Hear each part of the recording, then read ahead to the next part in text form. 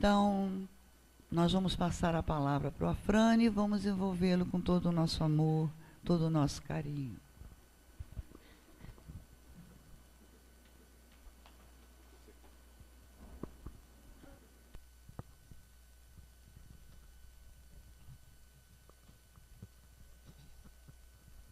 Queridos irmãos, muito boa noite.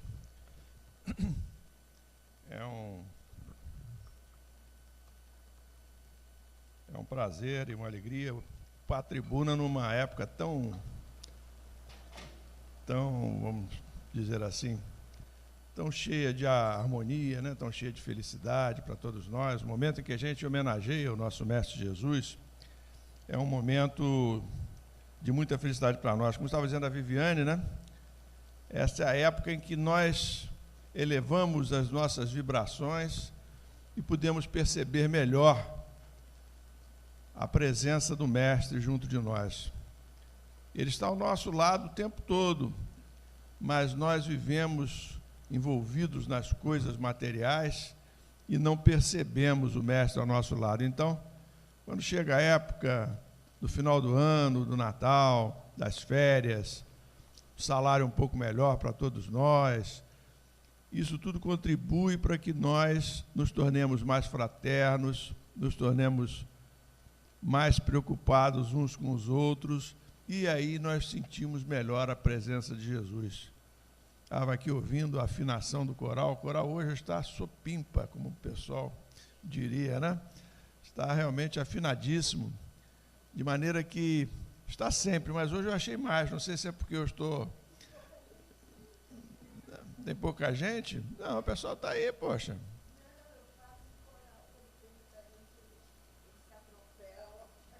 Não, mas foi muito bom, muito bacana aí as músicas que vocês cantaram para nós. Então é uma época muito auspiciosa para todos nós. Apesar da gente confundir aí, vai ver muita gente confundindo o aniversariante de Jesus com o Papai Noel, né? Infelizmente, isso ainda existe muito na nossa sociedade, mas não existe no nosso seio familiar, não existe entre nós, porque nós espíritas sabemos que o Natal é para homenagearmos Jesus, né? E, portanto, nós queríamos hoje iniciar o nosso estudo pegando esse ganchinho aí que a Viviane deixou para nós, e vamos falar hoje sobre um capítulo do Livro dos Espíritos. Vamos iniciar mais um capítulo da parte segunda, é o capítulo 8º da parte segunda, é o que trata da emancipação da alma. Hoje nos cabe iniciar o estudo sobre o sono e os sonhos. E toda vez que a gente vai iniciar esse capítulo aí, sobre a emancipação da alma, nós precisamos fazer algumas considerações para a gente se posicionar em relação ao que é tratado nesse capítulo. Porque existem alguns termos que são largamente utilizados na doutrina espírita e que não são propostos por Kardec em nenhuma obra da codificação. Então a gente fica muitas vezes assim, querendo saber onde é que está ectoplasma na doutrina espírita, na codificação. Não tem ectoplasma. Ectoplasma é um termo utilizado por Charles Richer que nós transplantamos, né? Onde é que está karma? Não tem karma. Kardec não fala em karma. Isso é um termo oriental que nós adaptamos à nossa doutrina, né? E outro termo é o animismo, que é um termo que Kardec não menciona, mas que está vivo na nossa doutrina, está aí consagrado pela obra de André Luiz e consagrado, portanto, entre todos nós. Então, eu fiz aqui um resumo, né, procurando esclarecer. Não sei se vai esclarecer ou se vai confundir mais, mas a ideia é esclarecer, né? Existem dois tipos de fenômenos psíquicos, a gente pode dizer.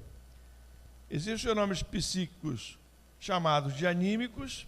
Essa palavra anímico vem da palavra latina anima, que significa alma, e os fenômenos mediúnicos, que vem da palavra medium, que significa meio em latim, né? Vocês vejam que eu não acentuei ali, porque ali eu estou colocando em latim. E o acento agudo não tem em latim. Mas lá embaixo eu vou colocar médium acentuado, né? porque aí eu já estou falando da palavra, aqui embaixo, ó, já estou falando da palavra portuguesada. Médium no sentido de intermediário. Bem, qual é a diferença entre esses dois tipos de fenômenos psíquicos? O fenômeno anímico é um fenômeno que resulta da própria atividade da alma. A alma, nós já vimos, é o espírito encarnado. Então, somos nós, encarnados, que nos manifestamos libertos do nosso corpo. Daí ser falado lá, o título do capítulo 8 é esse, da emancipação da alma. Essa parte segunda do Livro dos Espíritos, ela fala toda sobre a vida espírita, né? A vida no mundo espiritual. Então, nós estamos vendo que da emancipação da alma, nós vamos falar dos fenômenos anímicos. Os fenômenos, portanto, em que nós, espíritos encarnados, deixamos momentaneamente o nosso corpo e vamos passear, né? A maneira mais econômica da gente passear é essa, né? A gente se desprender parcialmente do corpo e dar uma volta por aí, né? Então, o fenômeno anímico. Já o fenômeno mediúnico, não. O fenômeno mediúnico exige a presença de um espírito desencarnado que se comunica através do nosso corpo. Então, nós, espíritos encarnados, nós somos os intermediários, porque o corpo é nosso, mas o espírito desencarnado usa o nosso corpo para se comunicar. Então, são os dois tipos de fenômenos, o fenômeno anímico e o fenômeno mediúnico, né? No Livro dos Espíritos, os fenômenos anímicos são chamados de emancipação da alma. A alma é o espírito encarnado. Então, no momento em que o espírito encarnado ele deixa o corpo físico, né, momentaneamente, tanto pode ser para se relacionar com outros espíritos encarnados, como pode ser para se relacionar com espíritos desencarnados, nós temos um fenômeno anímico, né? Então, nós trouxemos aqui, por exemplo, e tem várias histórias a respeito. Eu gosto muito das histórias do Hilário Silva, até porque os livros do Chico estão caindo num certo esquecimento. E são algumas obras que são clássicas, que a gente não pode esquecer, né? São pelo menos 412 obras clássicas que a gente tem que lembrar sempre que possível. Uma delas, de minha predileção, Almas em Desfile, de Hilário Silva. Esse livro é extraordinário, é um livro de contos que nos esclarece sobre muitos pontos, né? Nos dá muitas vezes um material para nós esclarecermos melhor uma lição, como é o caso agora, né?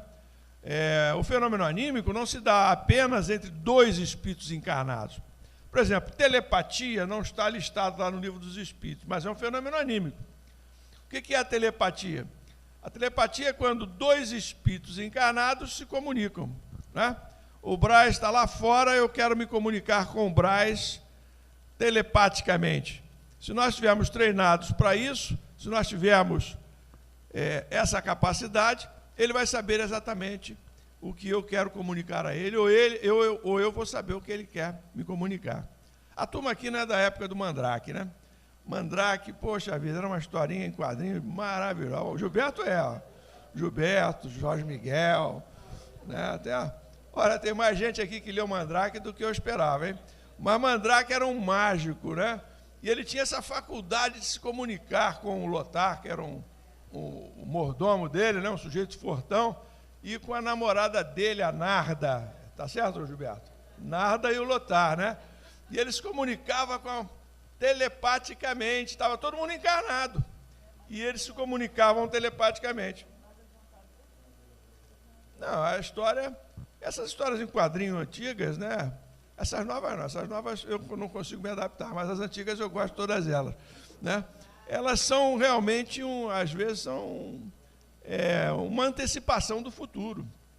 Né? Não vou falar aqui do Flash Gordon, não vou falar aqui de outras histórias em quadrinho, Capitão Marvel, né?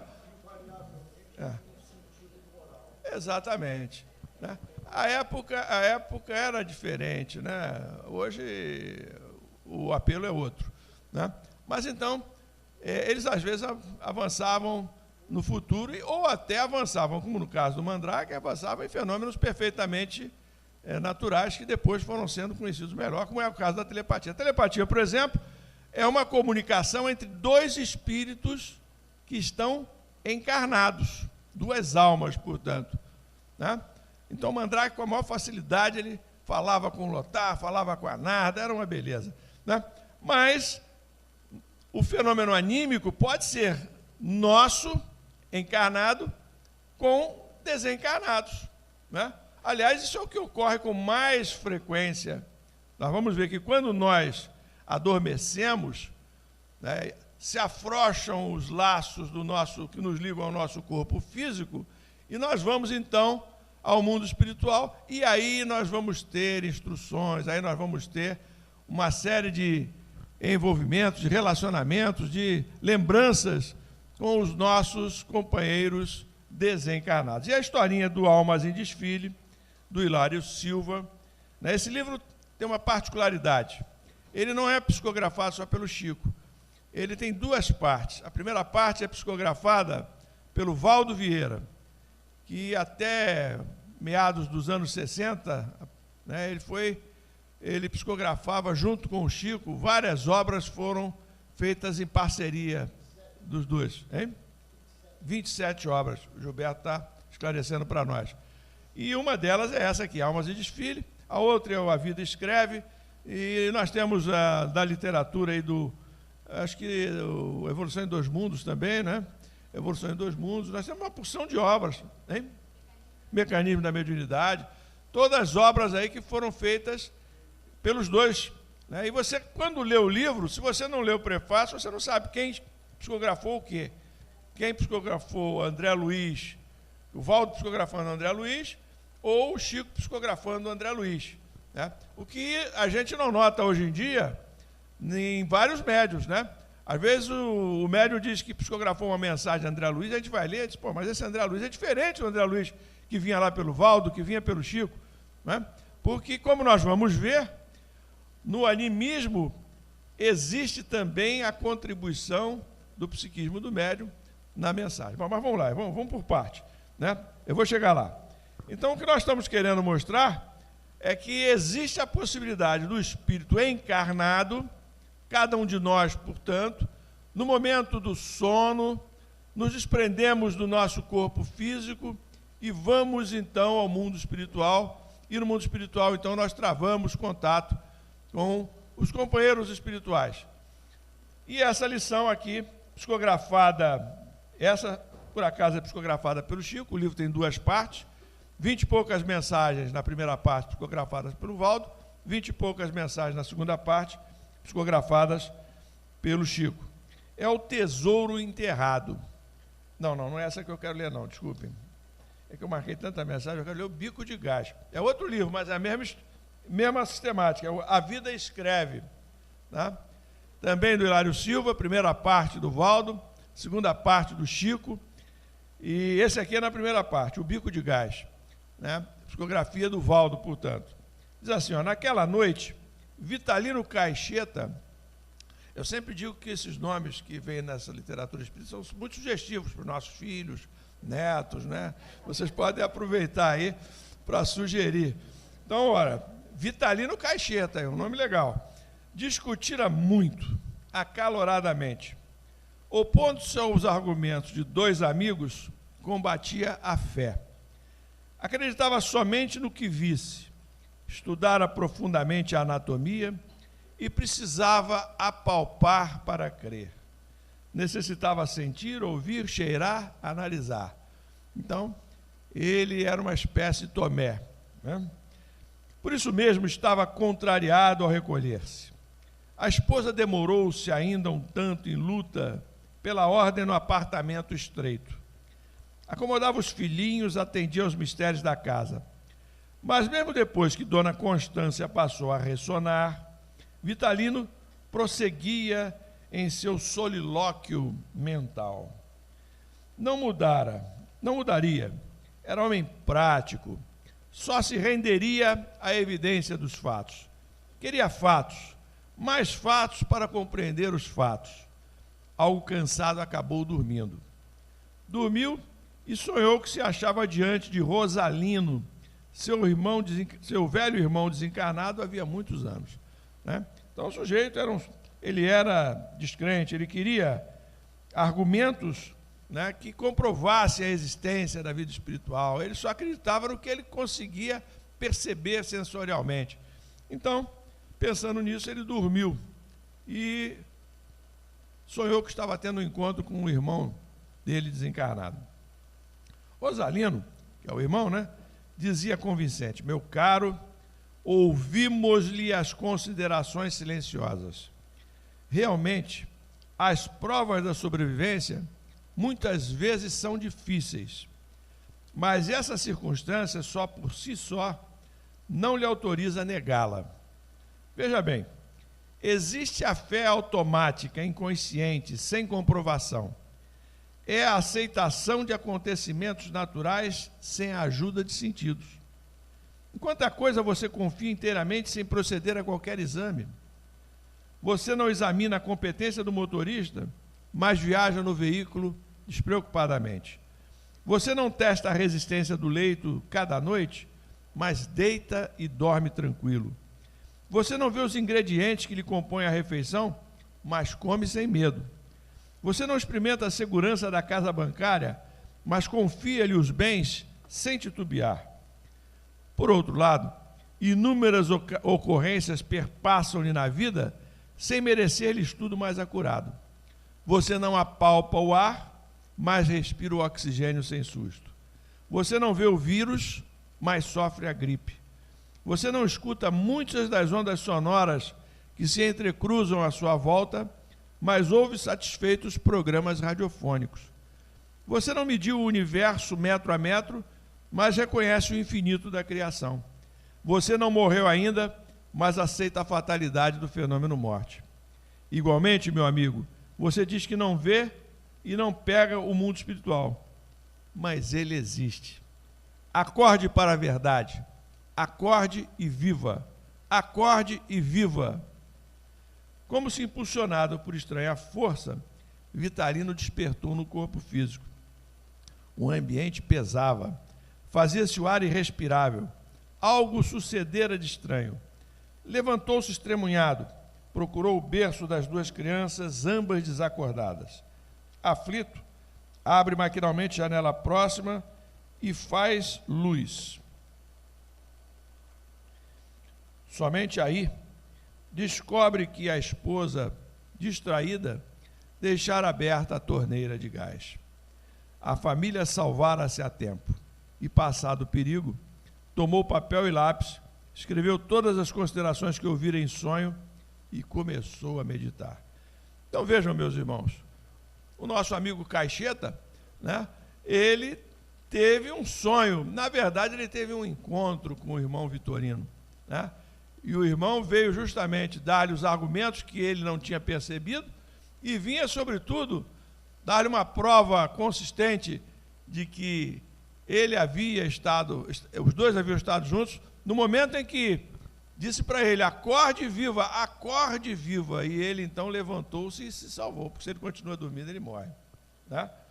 Ele desencarna naquele momento. Então é isso. Quando a gente, em alguns momentos, a gente, momento de sono, né, de sonho, a gente sonha, a gente está tendo encontros no mundo espiritual. Aí vocês podem dizer assim: mas eu não me lembro de nada, eu durmo que nem uma pedra, não me lembro de nada. Isso não significa que nós não tenhamos estado no mundo espiritual e não tenhamos tido contatos com companheiros desencarnados. Porque o corpo físico é para nós uma espécie, uma barreira para que a gente se recorde, né? O cérebro que todos nós possuímos, né, no corpo físico, ele é um impeditivo para que a gente registre as impressões que nós espíritos temos no mundo espiritual. Então não é sempre que nós vamos nos lembrar, mas não significa que nós não estamos tendo contato no mundo espiritual com os companheiros desencarnados. É claro, nós vamos ter esse contato com aqueles companheiros com os quais nós nos afinizamos.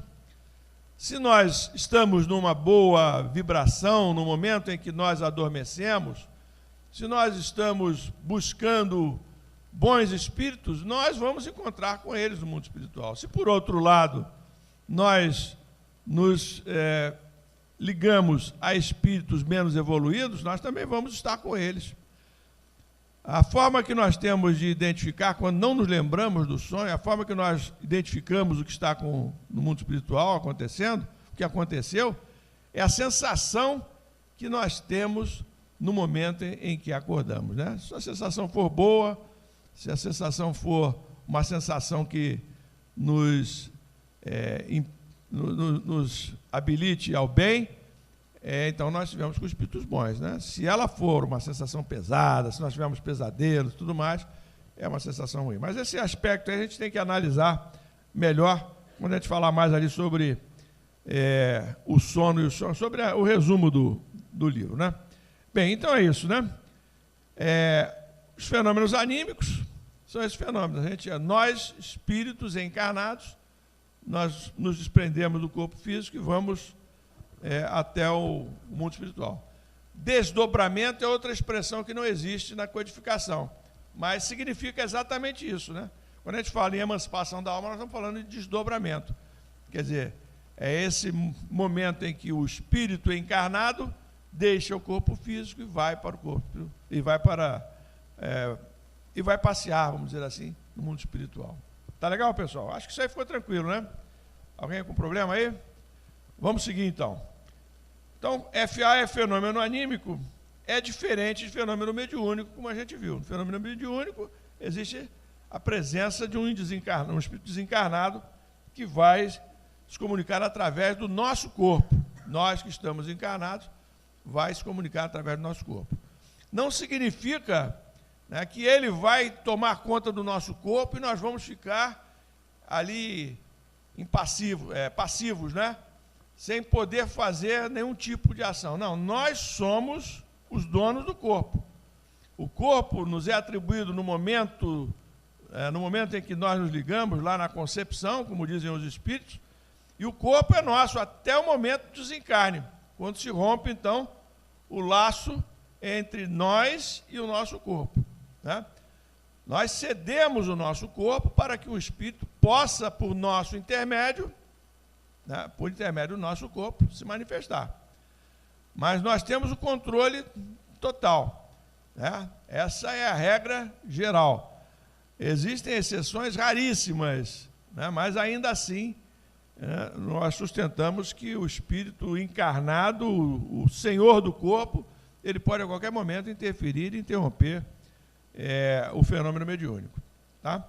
Então não se confunde fenômeno anímico com fenômeno mediúnico. Eles só se confundem, às vezes, pela razão de que o médium, a pessoa que é dona do corpo no fenômeno mediúnico, né?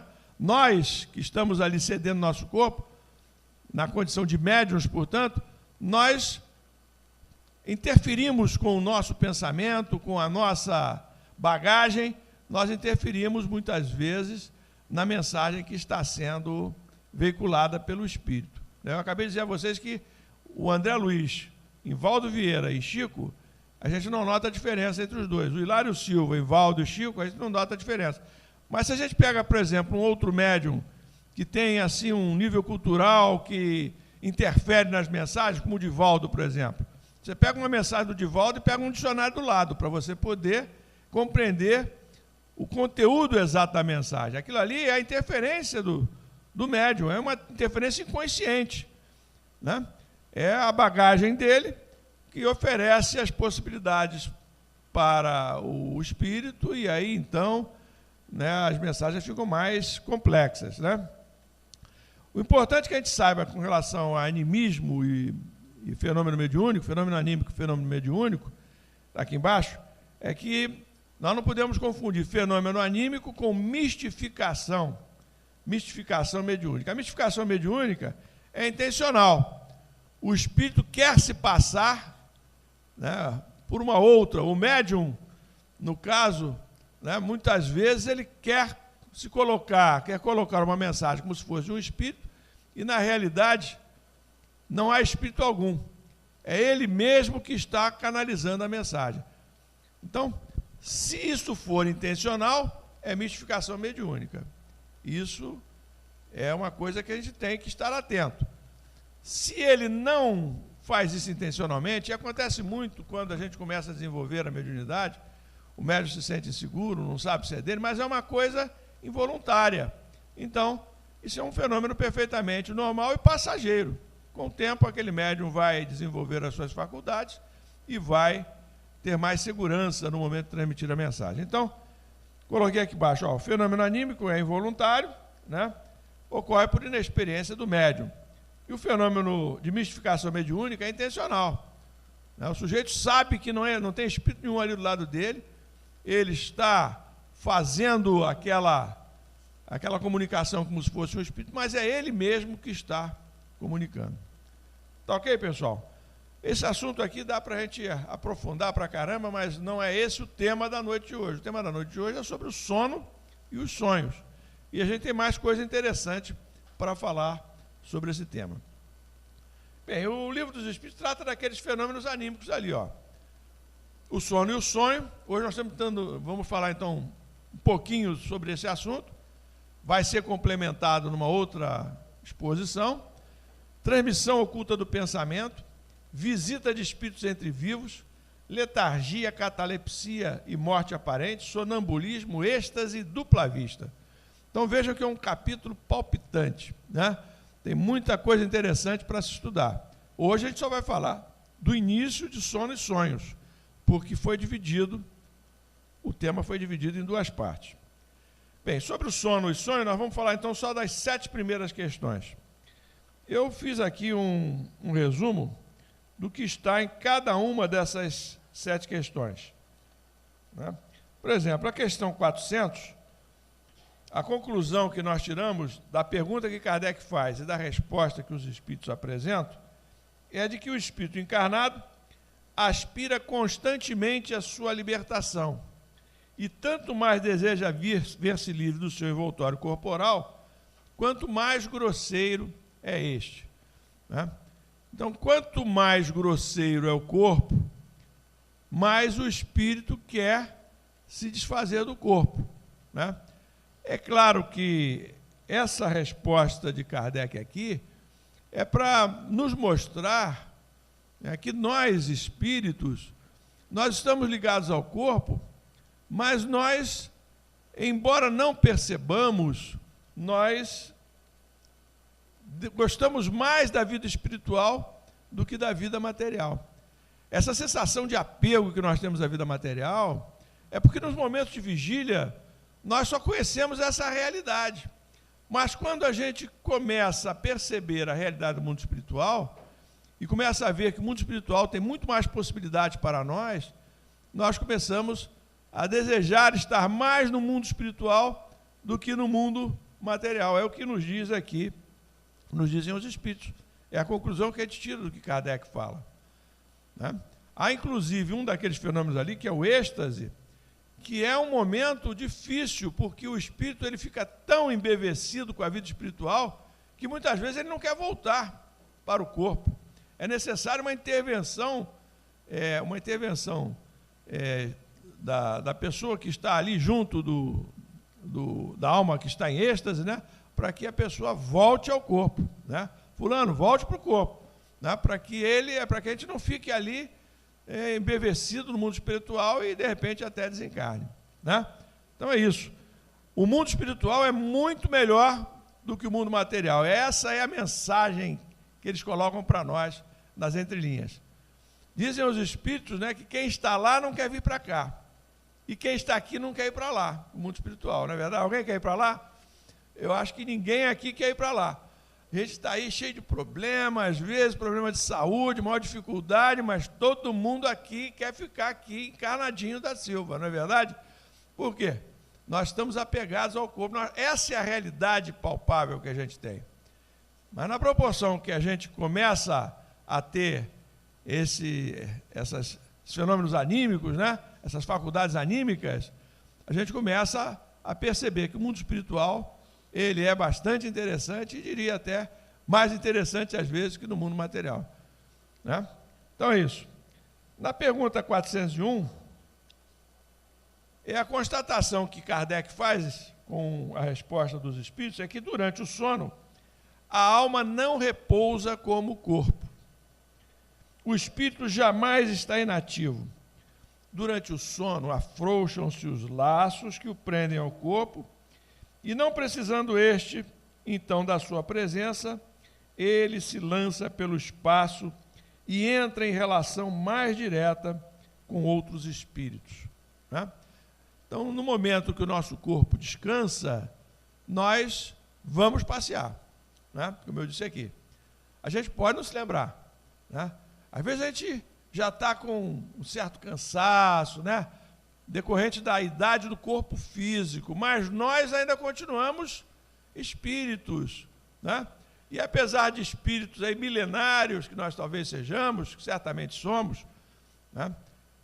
Certamente somos, né? Vamos fazer só uma comparação aqui para vocês se convencerem que todos nós somos espíritos milenares, né? A ciência hoje indica que são 4 bilhões de anos, há 4 bilhões de anos foi criado o planeta, né? Há 4 bilhões de anos. Há 4 bilhões de anos, então, aquela nebulosa, esse planeta Terra, ele se desprendeu de uma nebulosa mãe, né? Uma massa incandescente, portanto, e começou a se resfriar. Há 4 bilhões de anos, Jesus já era espírito puro, diz lá o livro A Caminho da Luz.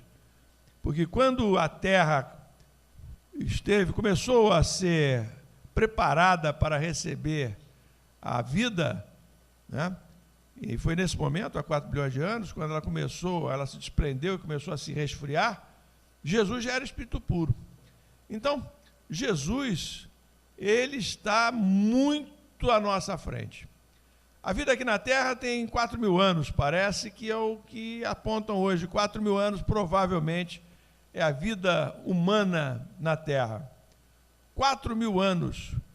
Então, vejam vocês, onde nós estávamos há 4.000 anos atrás? Talvez já encarnados aqui na Terra, numa outra forma física, mas já nos preparando para a evolução. Então, vejam, nós somos espíritos milenares, muito distantes, apesar de milenares, muito distantes de Jesus, que completou a sua evolução espiritual, chegou a espírito puro em outros mundos que não a Terra.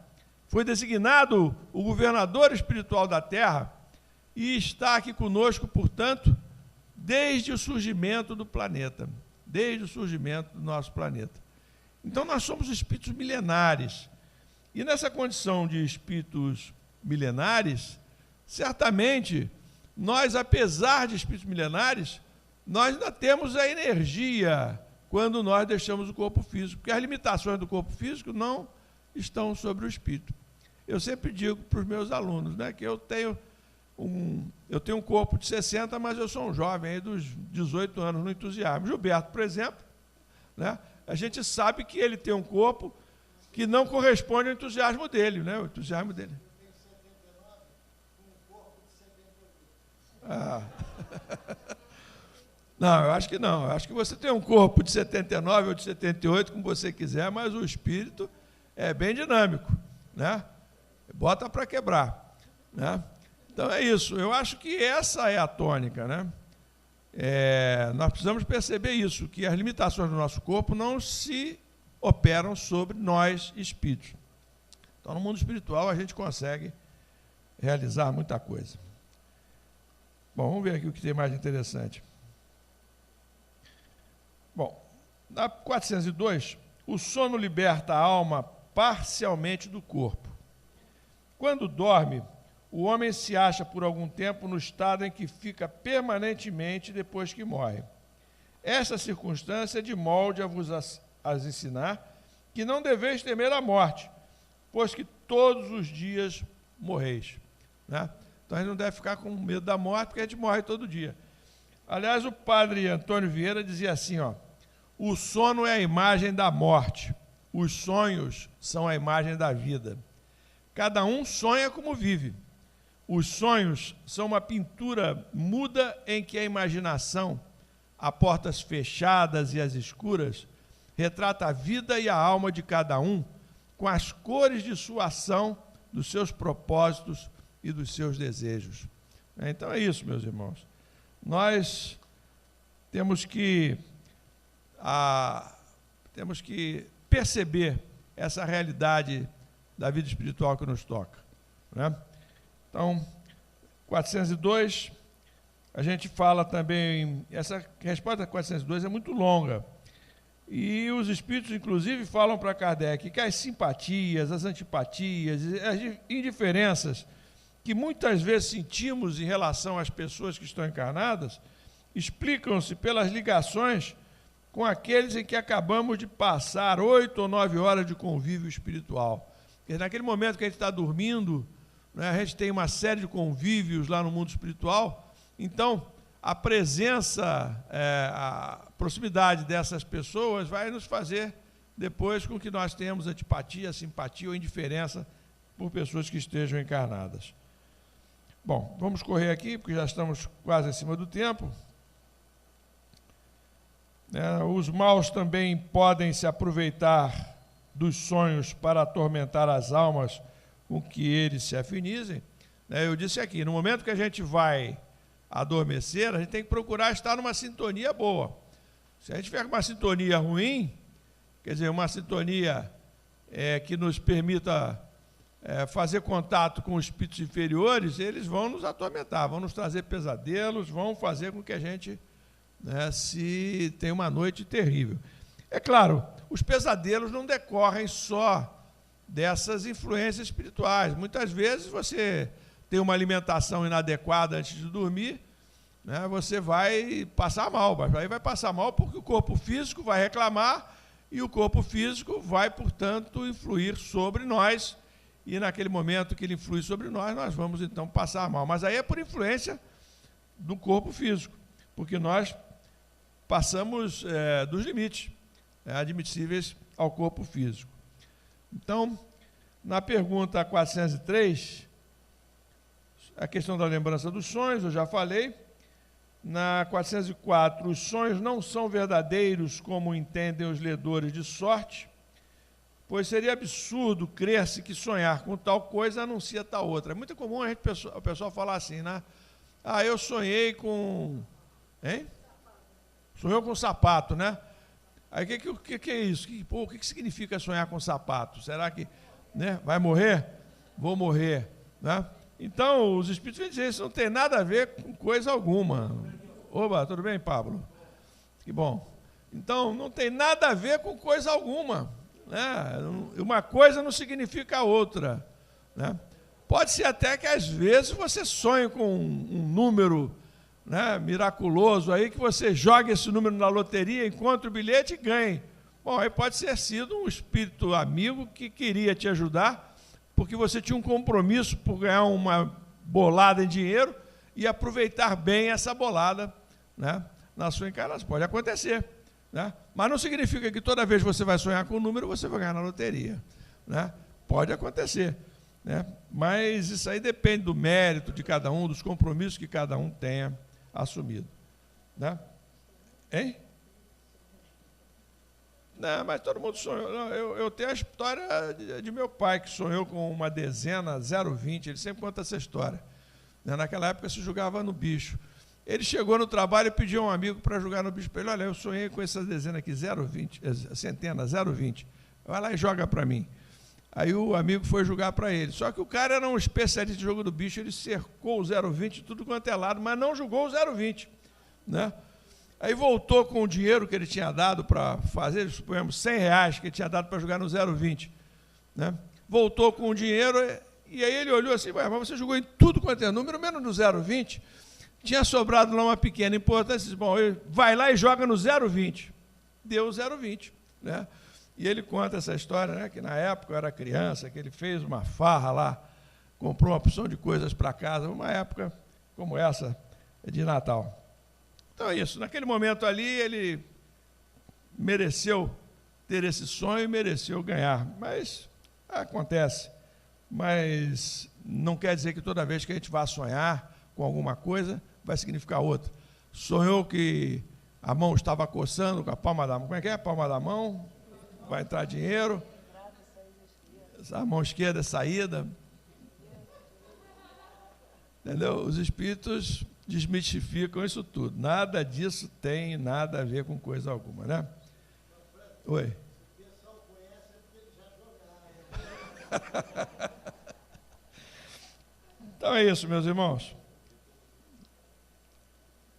Bom, em alguns casos, vamos ver aqui, os sonhos, ainda dentro dessa temática, são verdadeiros no sentido que apresentam imagens que para o espírito têm realidade, porém que frequentemente nenhuma relação guardam com o que se passa na vida corporal. Em alguns casos, os sonhos podem ser uma comunicação de um parente ou amigo, como essa historinha que eu li aqui para nós, né? A lembrança de reminiscências do passado. Aquela história que eu ia contar, do tesouro enterrado, Domas e Desfile, é um sujeito que, com o irmão, eles eram garimpeiros, em determinada época, eles descobrem um tesouro, né? E aí, depois que eles descobrem o tesouro, lá, garimpeiros, uma série de pedras preciosas, e eles brigam entre si e um mata o outro, né? Um mata o outro. E esse que sobrevive, né? Ele enterra o tesouro e logo depois ele morre também. Bom, aí passa o tempo, ele reencarna, né? Ele reencarna e ele fica, né, nos sonhos dele, ele se via lá numa região linda, lá onde ele tinha justamente enterrado o tesouro, e ele sentia vontade, ele sabia qual era a região, mas não sabia onde estava enterrado o tesouro. E os espíritos do mundo espiritual, toda vez que ele se emancipava, ele ia ao mundo espiritual, oravam por ele para que ele se desprendesse daquilo ali, né? Para que ele se desprendesse daquele tesouro, né? E ele, toda vez que dormia, ele se apegava ao tesouro, toda vez que ele acordava, ou nos sonhos dele, ele se apegava aos tesouros, e aí a espiritualidade só encontra uma saída, que é justamente inundar, com a construção de uma hidroelétrica, eles inundam o local onde está o tesouro inundado, né? E ele não terá mais acesso ao tesouro, mesmo que ele chegue ao local, porque aquele tesouro iria agravar os compromissos dele. E o irmão que ele matou retorna ao mundo físico como filho dele, para que os dois continuassem juntos a fazer a cumprir os seus compromissos. Tem uma história semelhante, mas que conta o Haroldo Dutra Dias, numa palestra dele, ele diz que é o irmão X, a história é baseada em irmão X, mas eu não localizei o livro do irmão X, de um rapaz, né, que quando pertence a uma família, duas famílias rivais, e aí o sujeito nasce numa dessas famílias. Quando é criança ainda, ele olha para uma cerca que divide a propriedade das duas famílias. Lembra dessa história, Gilberto? Qual é o livro? Não? Aí tem uma cerca que divide a propriedade das duas famílias, e aí ele diz assim, essa cerca está errada, o sujeito criança ainda. Essa cerca está errada. Aí ele manda a cerca chega a cerca para aumentar a propriedade da família dele. Aí dá uma confusão danada, as duas famílias brigam, se matam, ele morre. Chega no mundo espiritual, os espíritos dizem para ele, olha, você vai renascer, mas agora tu vai renascer na outra família. Você vai lá e vai botar a cerca no lugar de onde você tirou, né? Aí ele renasce e vai para o mundo, volta de novo. Garotote ainda, ele olha para a cerca e diz, essa cerca está fora do lugar. E volta com a cerca para o lugar que ela tinha que ter estado desde o início. E aí, novamente, a confusão toma conta, todo mundo morre de novo. Ele volta para o mundo espiritual. Aí o espírito protetor diz para ele, olha, você vai voltar para lá de novo, para aquela família inicial. Não mexe na cerca, não mexe naquela cerca. Você não pode mais mexer naquela cerca. Aí ele volta. Aí pequeno, ele olha para a cerca e os espíritos começam nos sonhos a falar com ele. Não mexe na cerca, olha o que você falei, o que eu falei. Não mexe na cerca. E assim, através dos sonhos, eles conseguem convencer o garoto a não mexer na cerca, né? A influência dos amigos espirituais.